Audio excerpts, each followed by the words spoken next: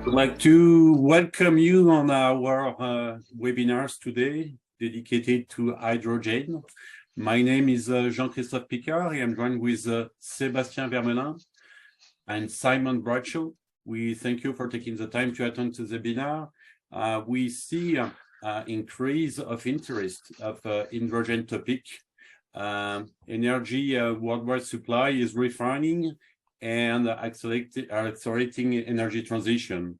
Today, more than 15 countries have adopted the CO2 reduction thanks to the hydrogen. And we have many challenges to upscale the production and make it accessible to heavy industries, land, sea transportation, and buildings. Challenges are multiple, and more particularly building all the infrastructure dedicated to this application. At Trillium Group, we are engaged to support solutions to reduce climate warming. We believe in energy transition, and we wish to contribute to this goal by developing hydrogen supply. As you may aware or not, Trillium supply valve for hydrogen since decades today. For this reason, we wish to share with you our experience and expertise on hydrogen. Today, we will split in 4 parts. First, that's the introduction. Then we will go to the market review. We will present you the pressure relief valve. It will be dedicated to the pressure relief valve. And we have a Q&A session at the end where you can ask a question. Feel free to submit your question as it comes up in the Q&A box. We will answer at the end. Through the slide today, you will see some QR codes. This will bring you to our LinkedIn page where you can find information. Remember to keep a presentation full screen mode if possible to see all the data, tables, and graphs we will present to you. Let's start by presenting the speakers. My name, as I say, is Jean-Christophe Picard. I have over 20 years experience in valve industry. All the technical mechanical engineering and business executive MBA. And I work for valve, I would say more than 20 years, especially for process valve and then isolation valve.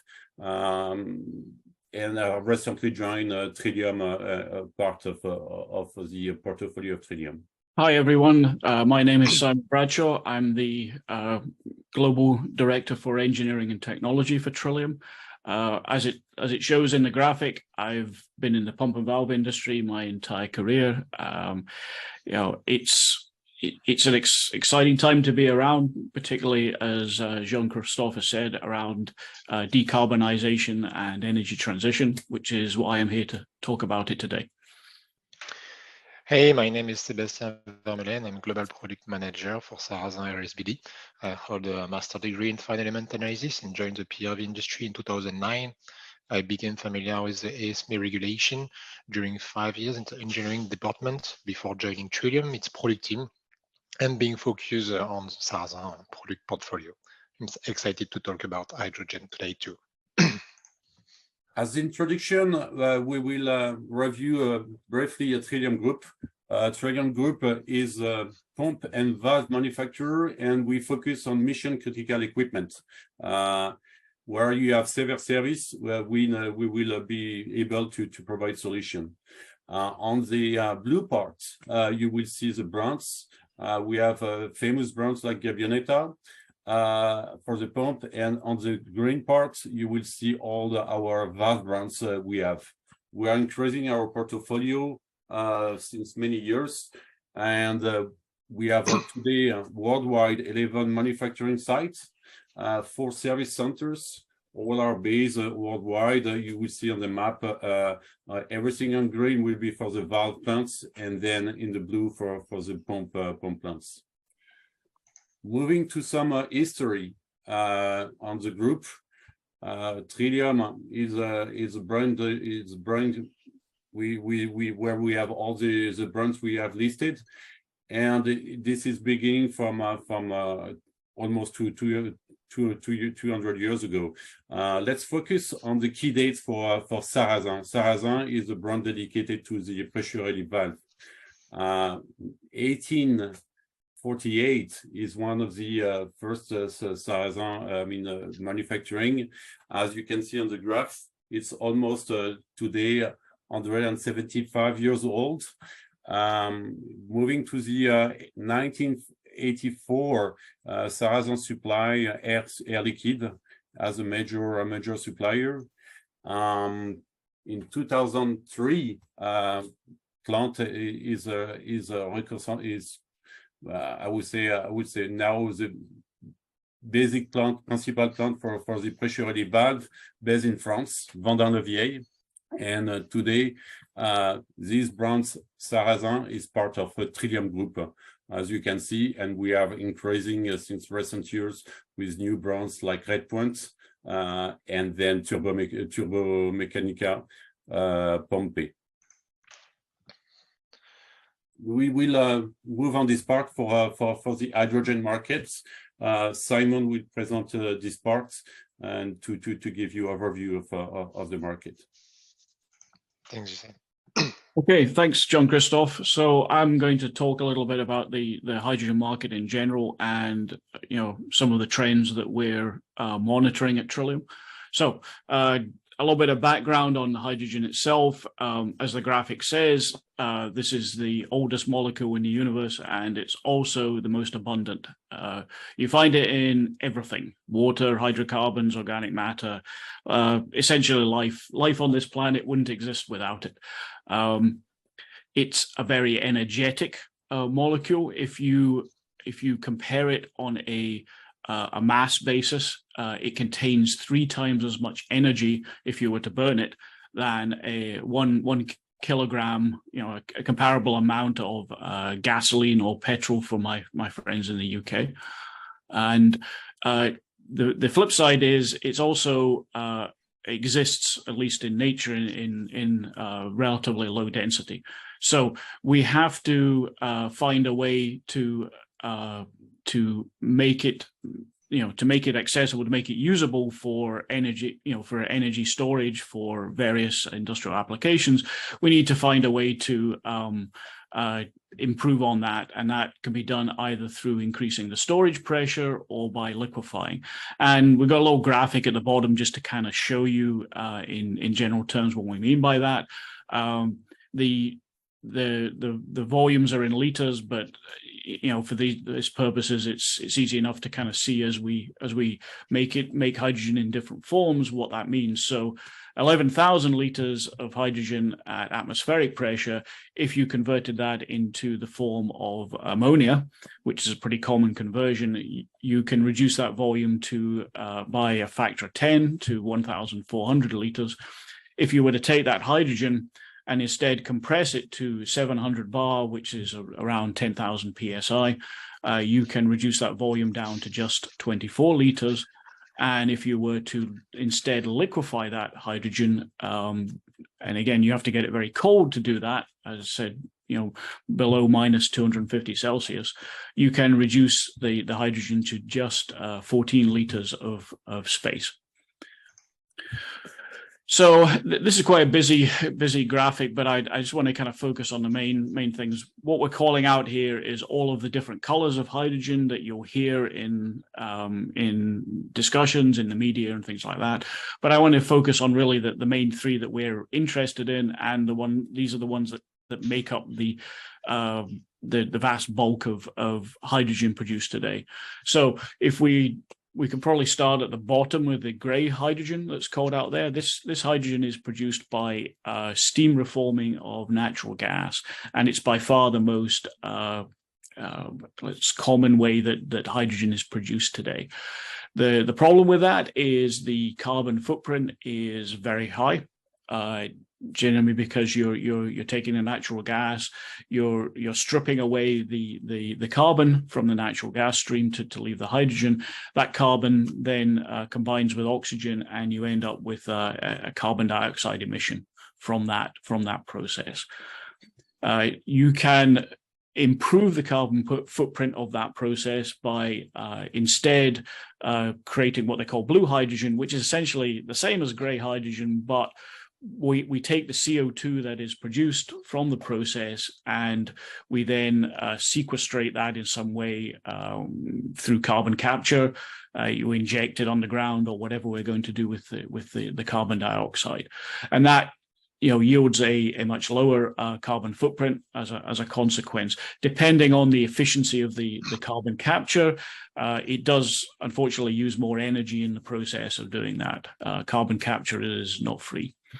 And then the final one I wanted to focus on here is, and the one that you see the most interest in the media is, of course, green hydrogen, and this can be done either through steam reforming of biomethane, for example, or thermolysis of a biomass, or the one that we're seeing the really big growth in, which is electrolysis of water using specifically renewable energy sources such as solar, wind power, and hydroelectricity.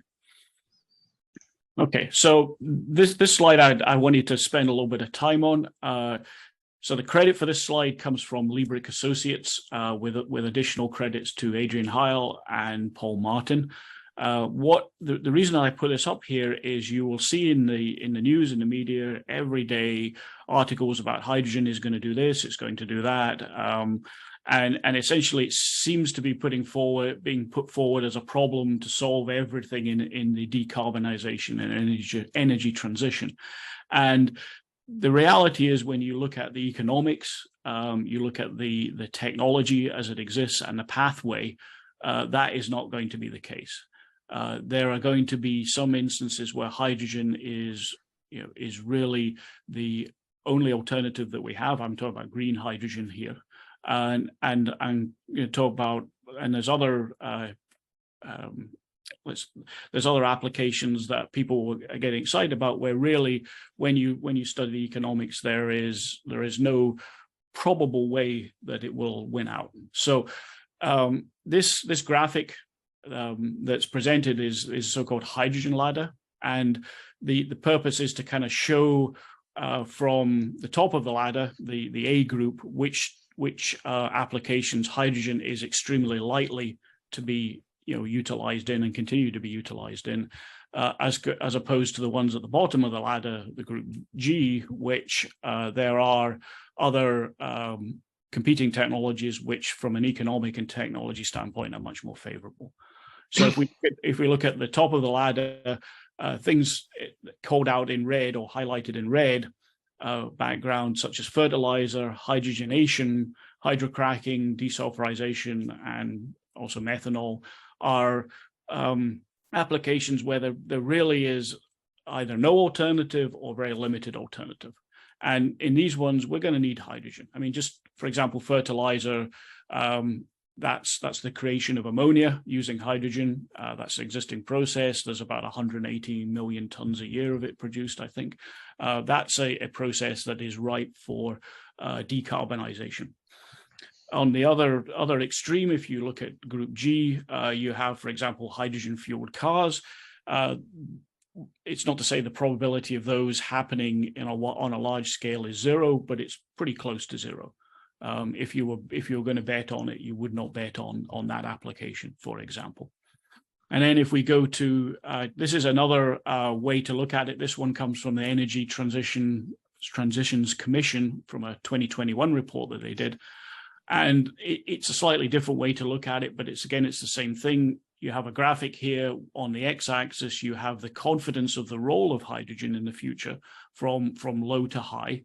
And then on the y-axis, you have the readiness of the technology at an industrial scale to deliver hydrogen into those applications. So if you look at the top right corner, those are the ones that they're existing. We have a good pathway. We know what we're going to do, and you have fertilizer, methanol, refining in there.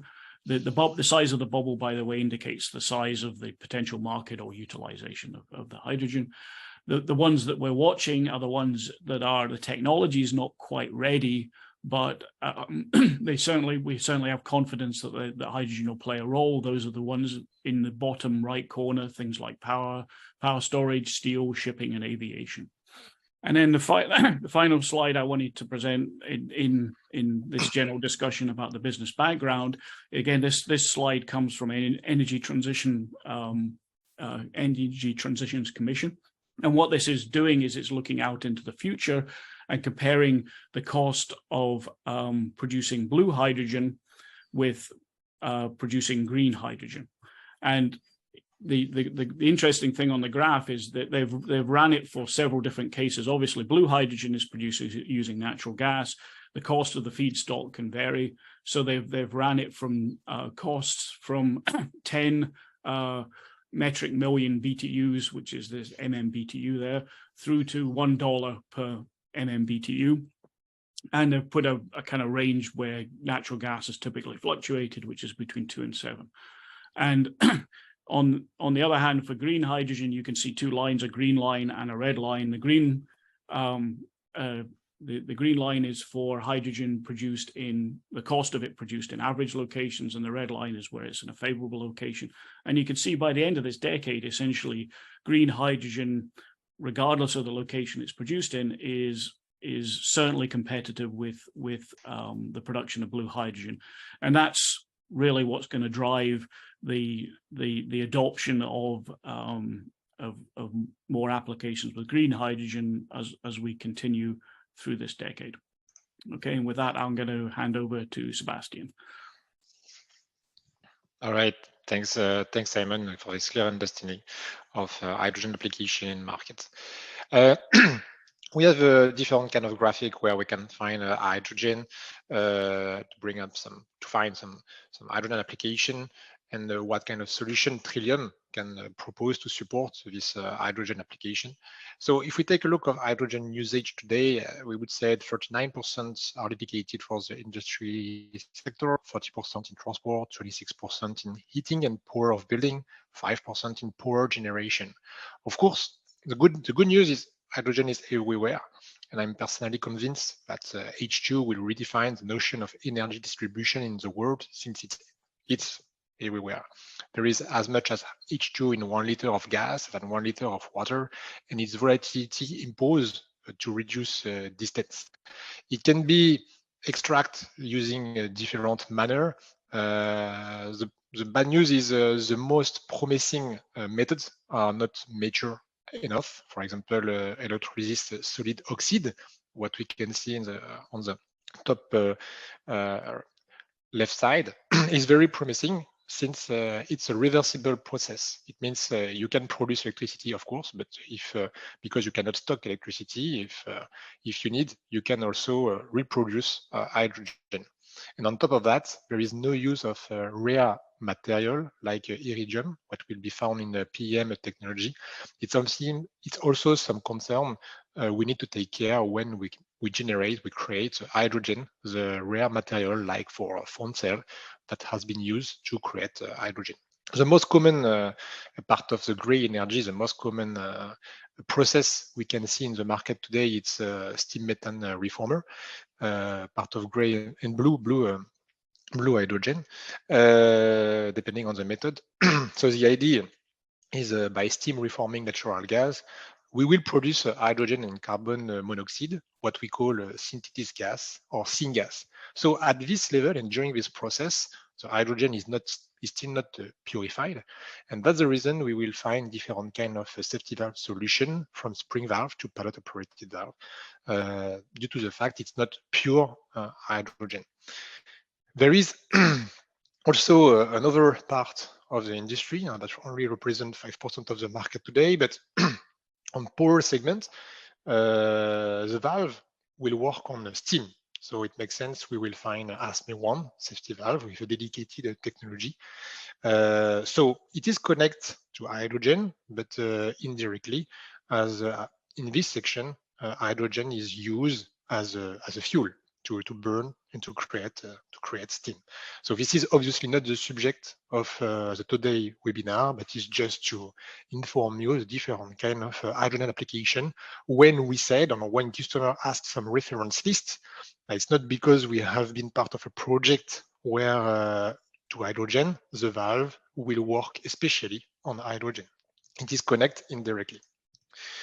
The topic of the webinar today will be more on mobility, I would say, because commercialization of hydrogen refueling solution required some new infrastructure that meets end user expectation for safety and reliability.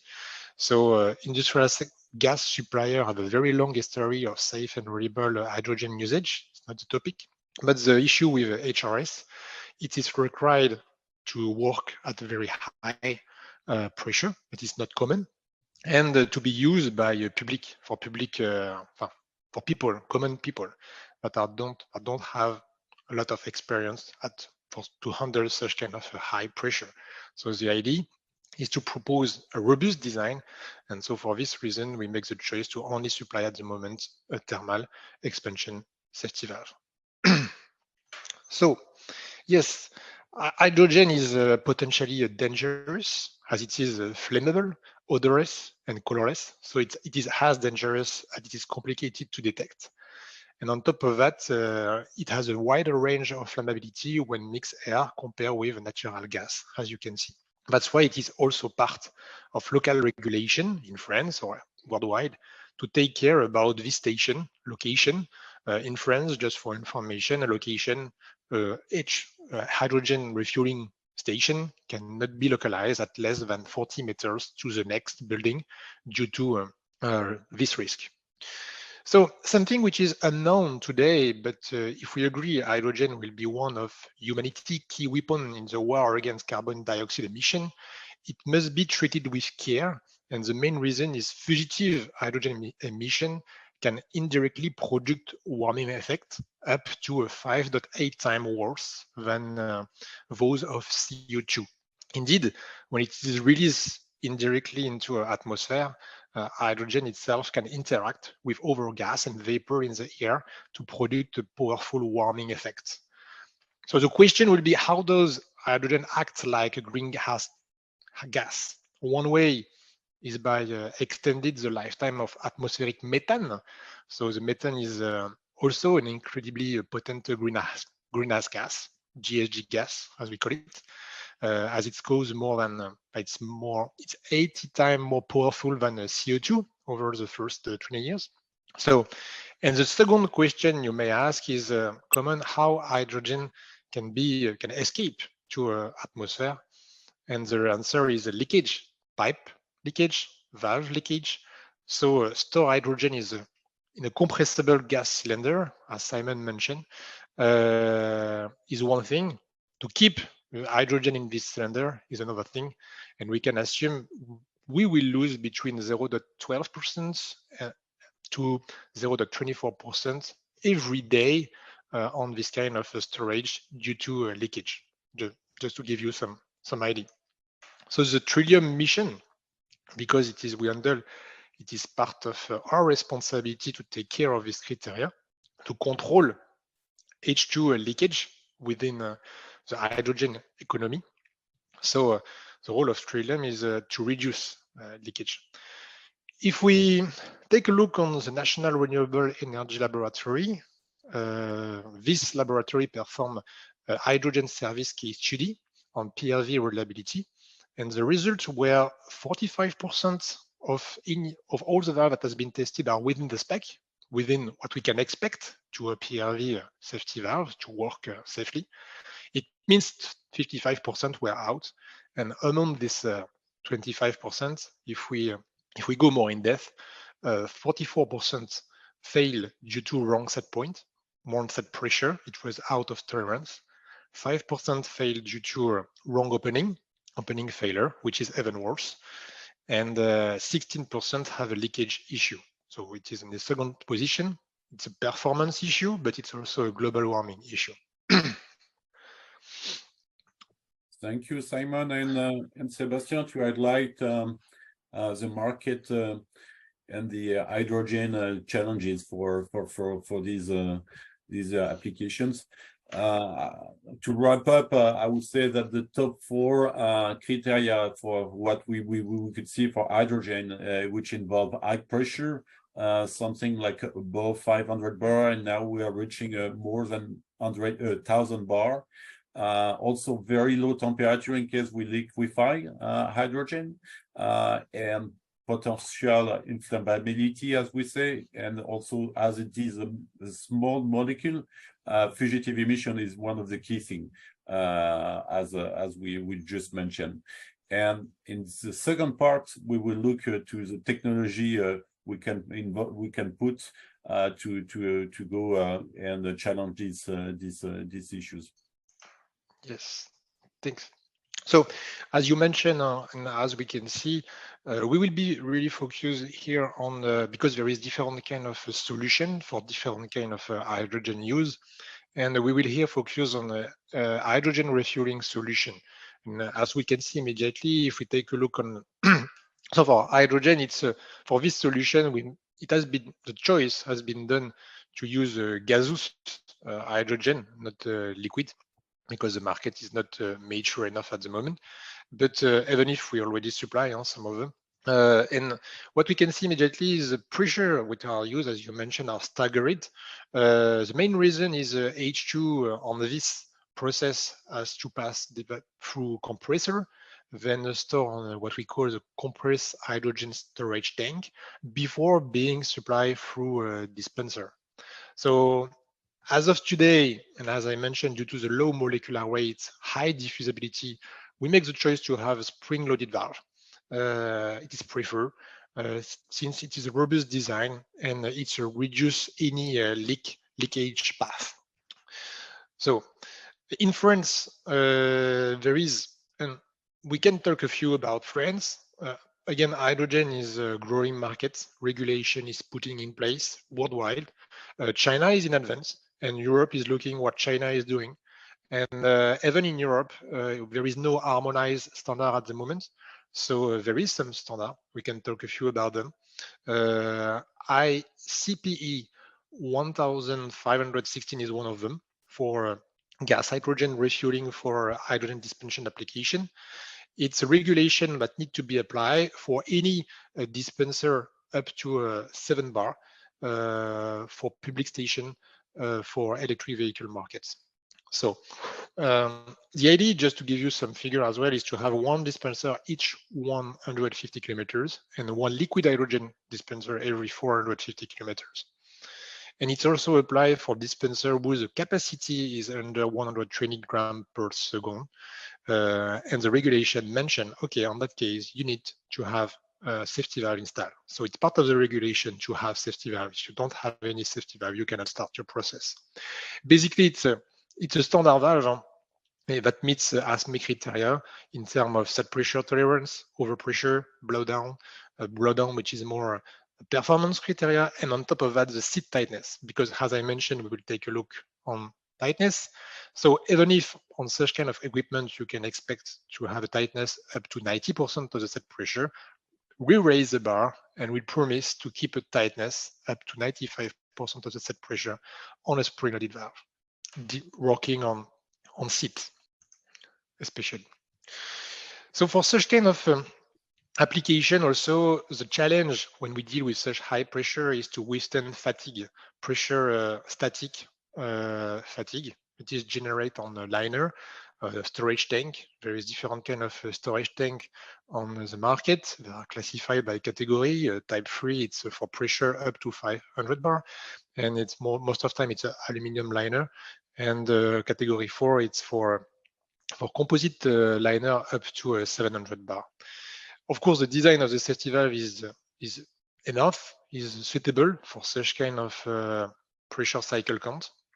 And if we take a look on this design also, because hydrogen is explosive and we want to reduce the retention area, so we minimize the dead space to avoid any accumulation of hydrogen gas pocket.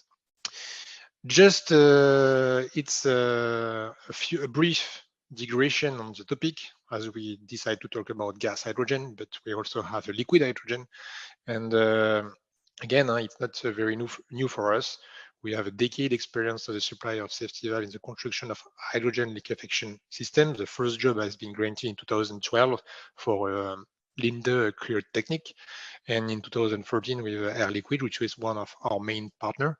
The design is completely different because we are not dealing with the same pressure.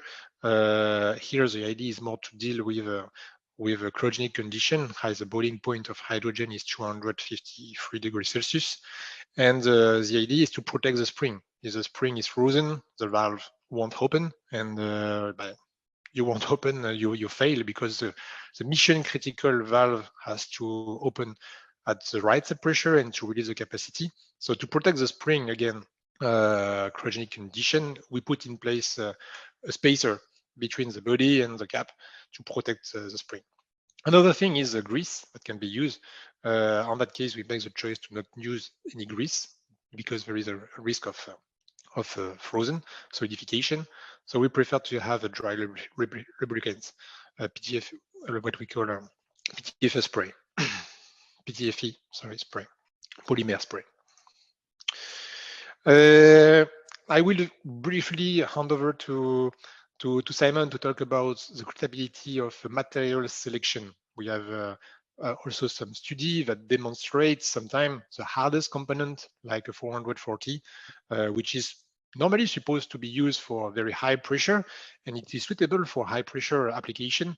Finally, is not really suitable for hydrogen due to embrittlement issue, and on that case, we will prefer to use austenitic stainless steel, nickel alloy stainless steel, sometime that can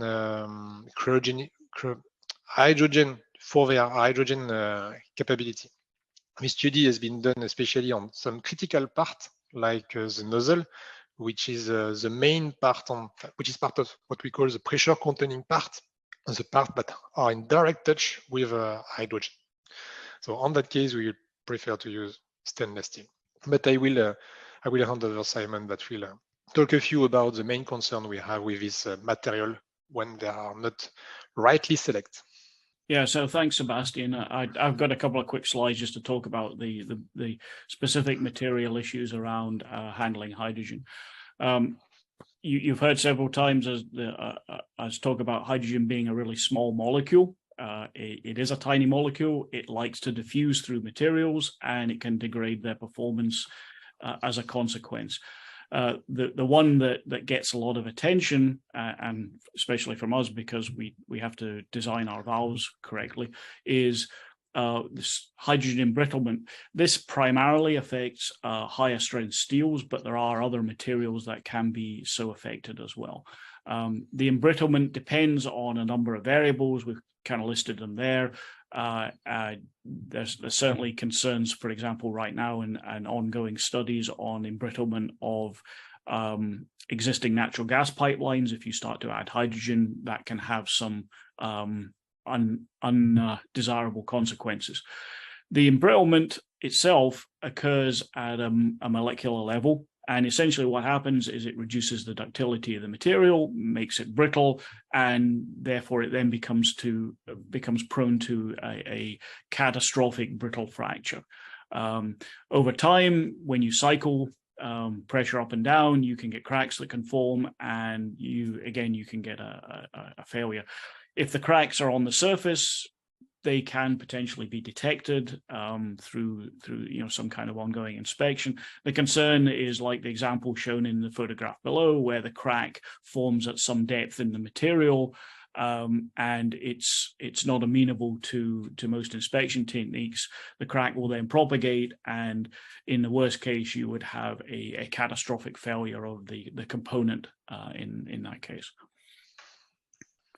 The second design area that we need to look at, again, due to the desire of hydrogen to diffuse through things, is the sealing elements, which typically will use some kind of polymer, and that can be a challenge because the hydrogen wants to diffuse into the polymer, and then when you have a cycling of pressure, change in pressure, what can happen is you'll get a blister forming in the polymer itself. The example in the photograph is from an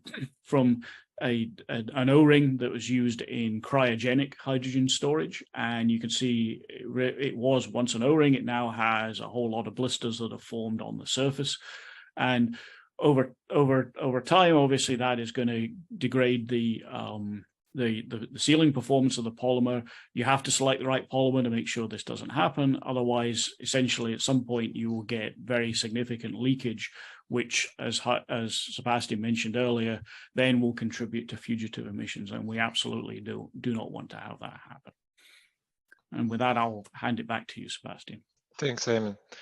Another concern is seismic. So I will be very brief, but yes, as it is, as such kind of safety valve can be localized close to a compressor or also part of transport cylinder on some case, we have to meet some seismic condition.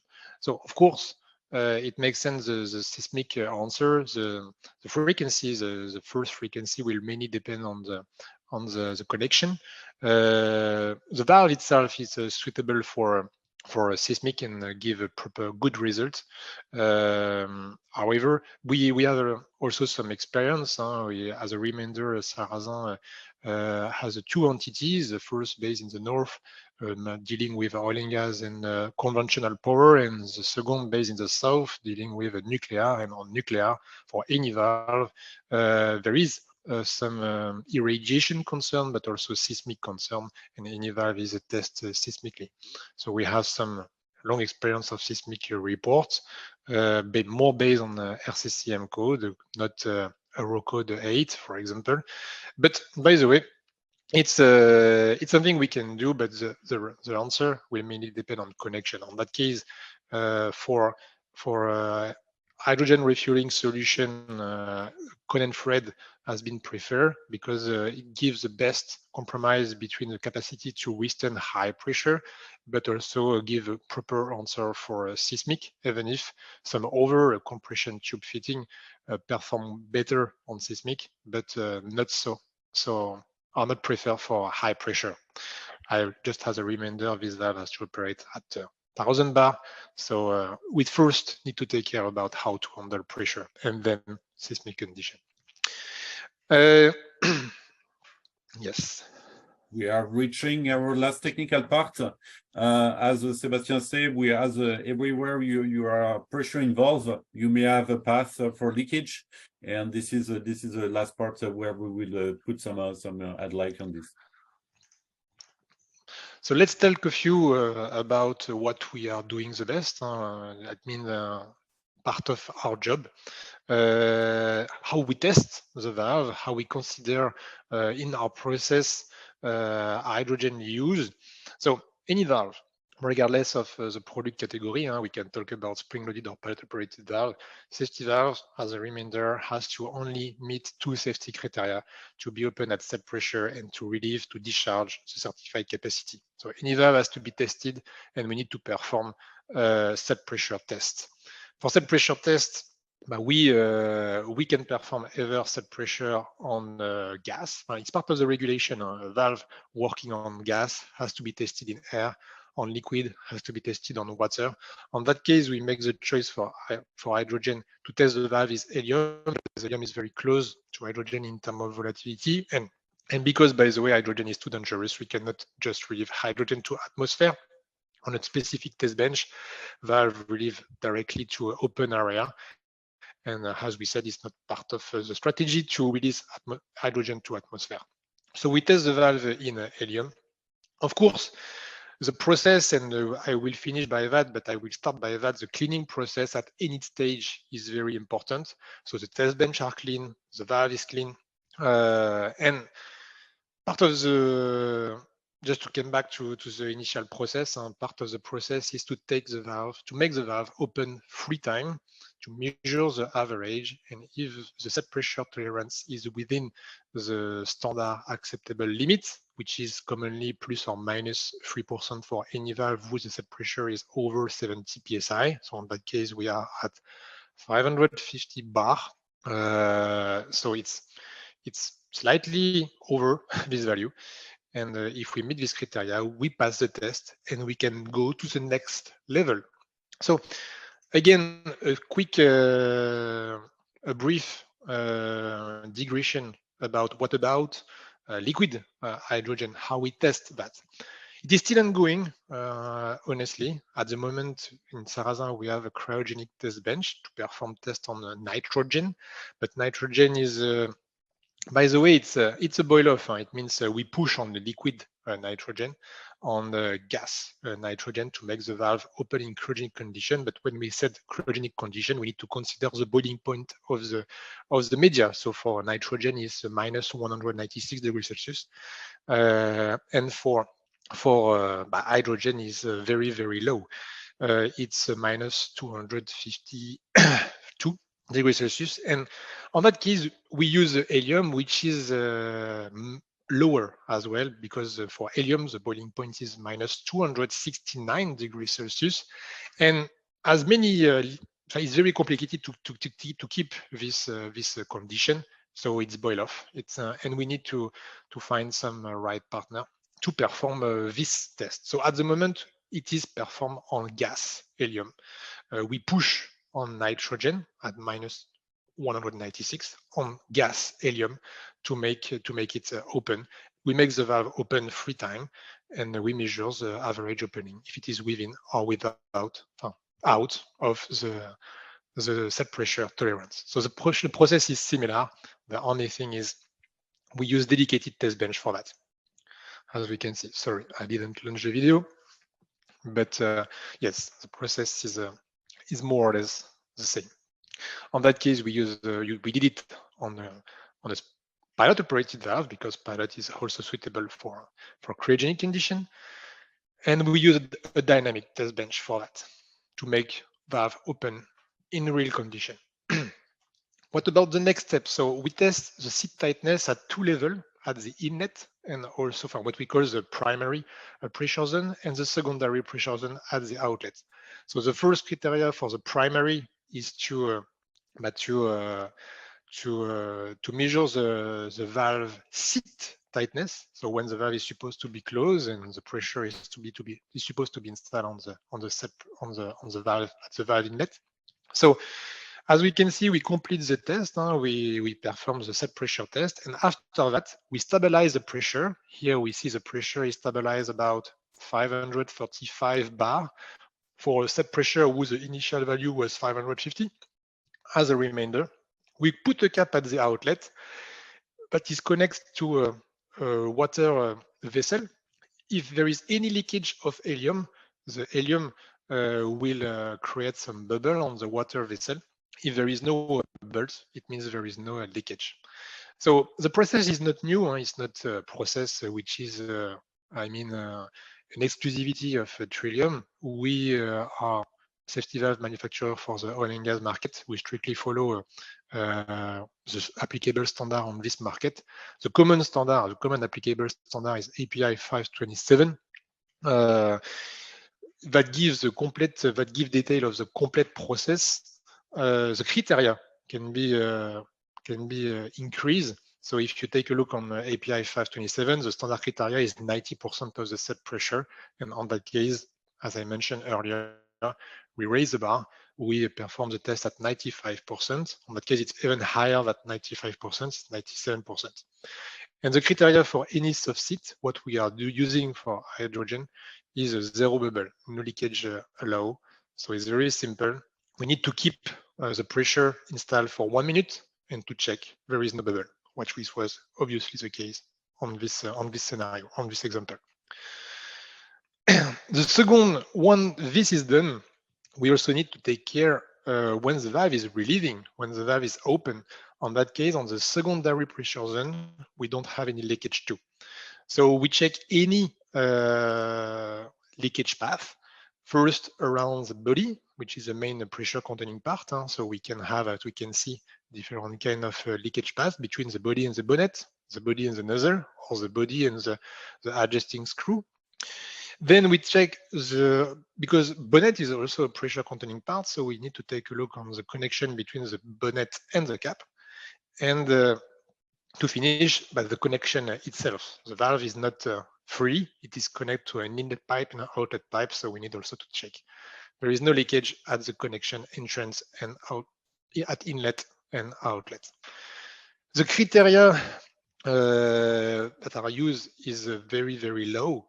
The unit is not very common, but we make the choice to convert this unit. Just to give you an idea, the common criteria is 1 bell per minute, and the Trillium criteria, which is also discussed with on some customer specification, is to meet customer requirement, is lower than that.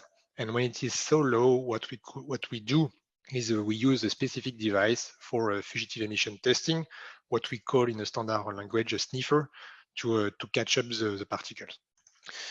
I finish briefly on the process, which is very specific. So the process to test the valve itself, how we do the set pressure, how we do the tightness, we use helium. That's the major difference between any standard valve and hydrogen use. But we also take care about the cleanliness of the valve at any stage. And for this, we also perform acid cleaning of valve for each component, each critical component, which are in contact with this gas or liquid hydrogen. For that, we follow another regulation, another common harmonized publication, I would say, which the name is CGA G-4.1 for cleaning of equipment for oxygen service, because oxygen is also not like hydrogen, but it's also very similar. It's clean gas. So we use this standard, which is a reference, a good reference for the National Fire Protection Association. So this standard describes the cleaning method and requirement for any equipment used in the production, storage, distribution, and use of liquid and gaseous oxygen to reduce. And the idea is to, of course, to reduce the risk of fire, explosion, and any promotion of combustion. We invest on a new, for that, we already had it, but we upgrade our process and we invest on a new area where we can perform acid cleaning to separate carbon steel, stainless steel with complete new equipment, from vacuum to crane to a racing tank. Even the painting, because most of the time when you do that, the painting on the ground is suffering due to acid attack. And even the painting has been anticipated as we use now a new anti-acid painting. So this is for the part, but as we mentioned, it is also during the testing and also before the testing during the assembly. So before assembly, any part are clean. We use specific, not lubricants, but specific dry polymer coating. After assembly, we also protect the valve by what we call a plastic cap to protect the inlet and outlet opening. And after testing, we take care to keep this cleanness using unsealed plastic. And it's good to have the information in Trillium, but it's also good to give the right information externally. So that's the reason when the valve is ready to be shipped, there is a specific label mentioning it is take care, it is for hydrogen use. So keep it as clean as it is today and take care of this product. So cleanliness has been, the takeaway is that cleanliness has been anticipated at any stage of the process, from individual part to assembly to testing to packing to shipment. We are reaching the last part of Q&A. Thank you for presenting the market and then the technology. As you can see, there is a lot of things to do and to say on this topic. We have already have one question, but before to go to the question, you can still list your question. We wish to wrap up with some key elements on this. For the pressure relief valve, I mean, in terms of perspective for customer point of view, the overall performance is one of the key things to avoid downtime. And today, what we can see also is that CO2 emission is monitored at every stage, every single equipment, and this is one of the where you may have a fugitive emission. Also, as a safety devices, no leaks is required. So this is something we really take care very much to find solution to avoid leaks, and we have solution to do it. In the last 4 points for customer perspective is of maintenance, is a kind of a loop with overall performance. Because when taking care of your equipment, your performance of your process will improve. So we put on the technical, on the Trillium side, a strict looking to the material quality and selection. This is the key things, but not only the selection of the material, we also test our equipment to make sure that it meets the requirements. Also, we have different technologies that we can use. Today, we are using one technology as a more simple one. But in the future, in case the restriction or the regulation is moving in the more strict way, we could look and redesign to find something like meet the new regulation. We are involved in nuclear industry, so we know how to do it. For the people, we have team train, and we are also engaged team every time at the manufacturing stage and design stage to provide solution. In terms on the last point, the service, this is something that we deliver a solution, not only a product. And we're very focused now to deliver not only the spare parts, but to go on site and assist the people to use properly this safety device, as this is involving safety for pressure relief valve. I will. You would say that the combination of the customer needs and then also the Trillium point of view as bring value in terms of outage and meet maintenance outage, increase reliability, and go to the goal of reduce emissions for everyone. Thank you for listening this. We'll move to the questions, and we already one question regarding the material selection. The question was, what seat and seal material are used to avoid the leakage? Simon, will you, or Sebastian, will you reply to this one? I see already reply by chat, but yes, we can, yes. Yeah, so I mean the materials, as Sebastian mentioned earlier, to avoid embrittlement, we need to typically use high alloy stainless steel for one part of the seat in order to achieve the zero bubble, the leak tightness. Again, as we talked about in the presentation, we need to plan to use a soft seat. That soft seat would be an engineered polymer that we've specifically selected for hydrogen service to avoid things like blistering and premature wear, that kind of thing. I don't know whether you want to add anything to that, Sebastian, but that's it's too much into detail on. Yeah, not too much. Yes, no need to go too much in detail. It's really specific. We need to go, I would say, the case by case. There is no general answer for such kind of question. I see we have some other. As a temperature, yeah, we have any specific compound, or what are its temperature limitation? Of course, for the polymer that will be used is to be suitable for cryogenic condition if you want to go on such kind of detail. But as we can see, there is different kind of hydrogen use. It can be gaseous or liquid. For liquefaction, of course, I imagine the question in terms of temperature limitation, we think about cryogenic condition. And of course, on that case, the polymer is the first limit. It's not really a material concern, the pressure containing part concern, it's more a polymer. And we need to make sure the polymer is suitable for such kind of temperature. We are not polymer manufacturer, we work with a sub-supplier on that to make sure the polymer is suitable for hydrogen application. Yeah,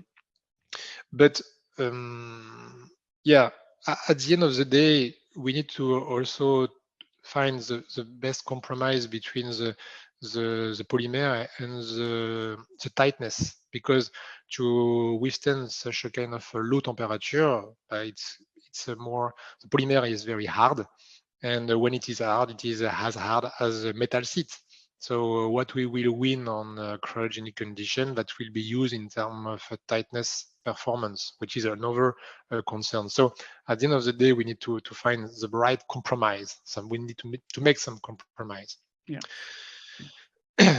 Do we offer repair kits? And it's a very, very good question.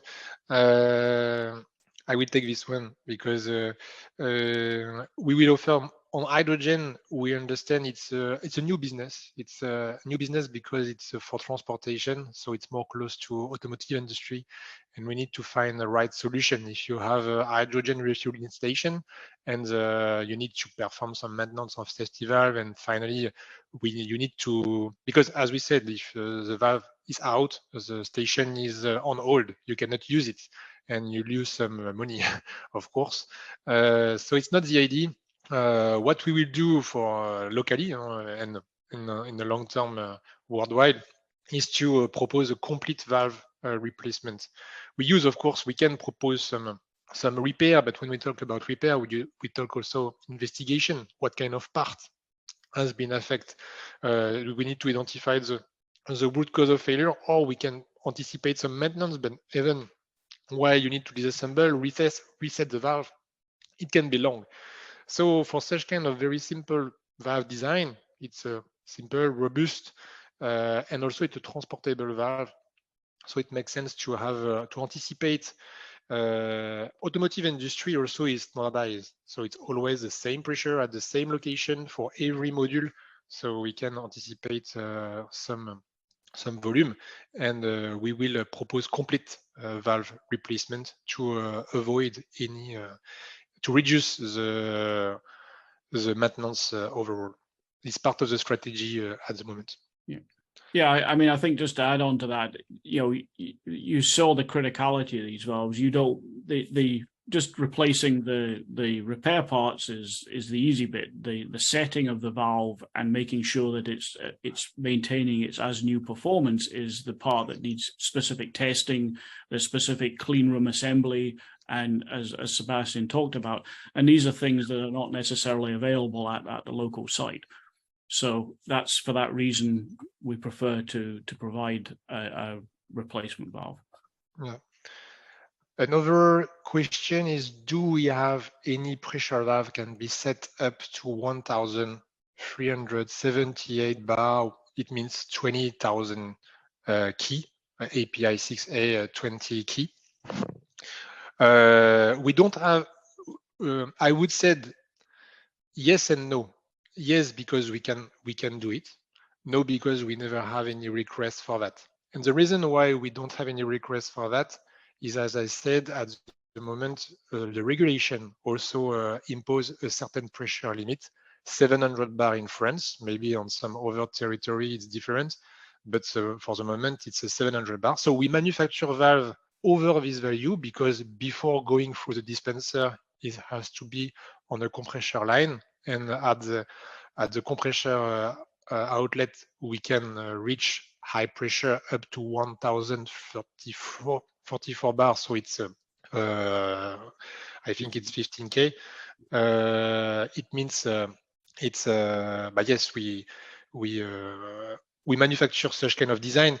After that, honestly, reaching highest pressure is not a big deal. At the end, it's a brief calculation to make sure the pressure containing part, the body wall thickness, is high enough to withstand such kind of pressure.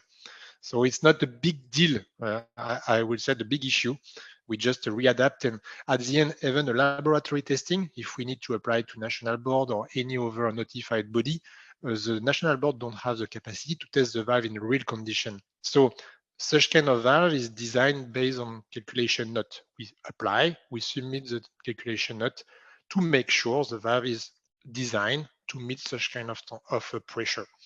So it's we never deliver, as far as I know, because it's not part of the market requirement, but we could supply. Yes, just to add, I mean, in terms of the manufacture of tanks, today the limit is 15K. This is the top limit, but mainly the market is between 500 to 700 bar, and there is only few suppliers doing a little bit over 2,000 bar, which means 15K PSI. I see another question. So sorry, I catch up many questions. If you want to reply, you can, but maybe it's very specific. And I believe this question is coming from Korea, because we have a specific question for the KGS certification, which is KGS. So for those who are not familiar, we probably don't have this question this afternoon, but KGS is a notified body in Korea. And at the moment, we are dealing with KGS because it's a new laboratory and they fix some new rules, especially for liquid hydrogen. So we just to answer the question, yes, we comply with the KGS regulation. We have our KGS certificate for gas, for spring-loaded safety valve on gas application. Just a note, but KGS is not concerned by pilots or is not concerned by liquid valve. It's only for spring-loaded gas safety valve. And at the moment, we have a regular discussion to know when I discuss about our capability to test the valve on a real helium condition at a minus 269 degrees Celsius, which is a real challenge. At the moment, we have regular discussion with KGS to know how we can deal with that for hydrogen in liquid condition. So it's but yes, we have it. I think it's set for the question. Oh, yeah. I think that's it, Sebastian. Yeah. Just my personal question, and because we also take care to draw your attention on some particular points, I would say. So we are dealing with safety valve, and it's very high pressure. So it's not a big deal to reach higher pressure, but we also need to take care. It's a pressurized gas, so it's very, very dangerous. And at this moment, safety valve is your insurance. It can be seen as an insurance warranty that protect life and equipment. So with hydrogen, and as I said during the training for this presentation, I think it will really redefine the market, the energy market. Transport will be reduced for sure. We will use to have a local supplier to reduce first, because it's part also of the end user strategy to reduce our global carbon footprint. We need to demonstrate how we will reduce our transportation, how we will propose a local material, local content. It is more and more present in the market. It's another part of the market change at all level in Europe, in Saudi Arabia, in the Middle East, everywhere. So it's also it go on the good way, and it's really matched with hydrogen needs, because at the end, when you have an issue, what we will propose is also a local service but to keep your process on the safe side and to propose a complete valve replacement, because as has been highlighted during the question, but we need a complete process to clean the valve and to make sure when the new valve is delivered, it's suitable for this specific hydrogen application. So it's not just, okay, I disassemble the valve, I put another soft seat, and the valve run for the next 6 months. No, it's more complicated than that. The process is heavy, and it makes sense to propose a complete spares. Your question, Sebastian, regarding the 15K PSI, is it a cryo or ambient?